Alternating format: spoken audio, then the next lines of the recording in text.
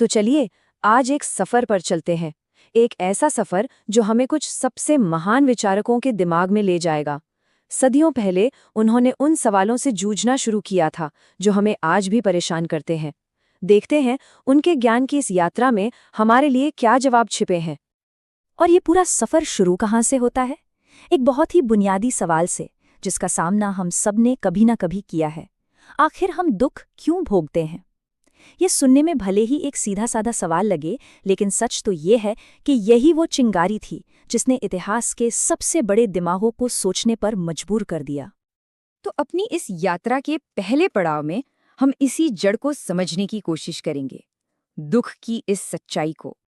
हमारी कहानी शुरू होती है आज से लगभग 2500 साल पहले, भारत में। सोचिए एक राजकुमार के बारे में, सिद्धार्थ, जिसे दुनिया की हर सुख सुविधा मिली हुई थी।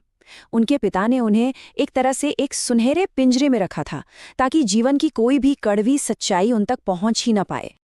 लेकिन कहते हैं ना, सच्चाई ज्यादा दिन छिपती नहीं।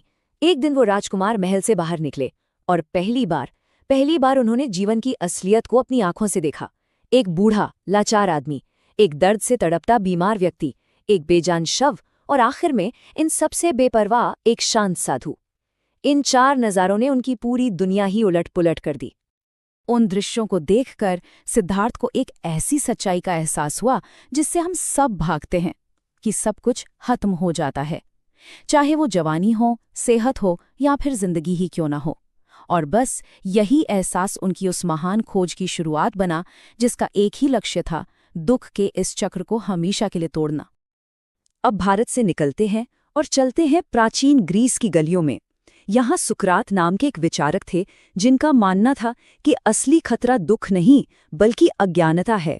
उनका कहना था कि एक ऐसा जीवन जो बिना सोचे समझे, बिना खुद से सवाल किए जिया जाए, वो जीने के लायक ही नहीं है। तो सुकरात करते क्या थे? बड़ा दिलचस्प तरीका था उनका। वो एथेंस के बाजार में जाते, किसी बड़े जनरल को रोकते और एक बहुत ही सीधा सा सवाल पूछ लेते, आप तो बड़े वीर हैं, जरा बताइए ये साहस, ये हिम्मत होती क्या है? और जैसे ही वो जनरल जवाब देता, साहस का मतलब है डर का ना होना, तो सुकरात उसे फौरन एक और सवाल में फंसा लेते। वो कहते, अच्छा, तो क्या एक मूर्ख आदमी जो बिना सोचे समझे एक जंगली हाथी से भिड़ जाए, वो साहसी है या सिर्फ मूर्ख? इस तरह वो हर जवाब की परतें उधेड़ देते थे। देखिए, सुकरात का मकसद किसी को नीचा दिखाना नहीं था, बिल्कुल नहीं। उनका मकसद तो बस ये दिखाना था कि हम जिन चीज़ों को सच मानकर बैठे हैं, अक्सर उनके बारे में हमने कभी गहराई से सोचा ही नहीं होता।